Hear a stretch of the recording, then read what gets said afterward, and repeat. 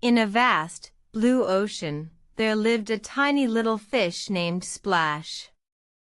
Splash was not like the other fish, for he had a great thirst for adventure. One sunny day, Splash decided to explore the ocean beyond his coral reef home. He swam with all his might, his fins glimmering in the sunlight.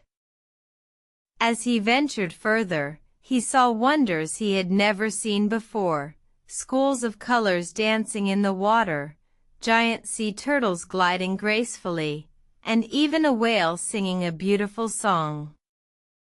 Suddenly, a strong current pulled Splash away from his friends. He felt scared, but he remembered his mother's words, always swim with the current, but never let it carry you too far. Using all his energy, Splash swam against the current.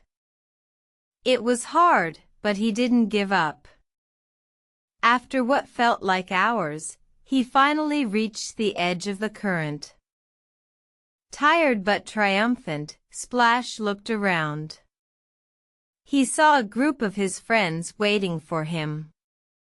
They had followed him on his adventure and were happy to see him safe.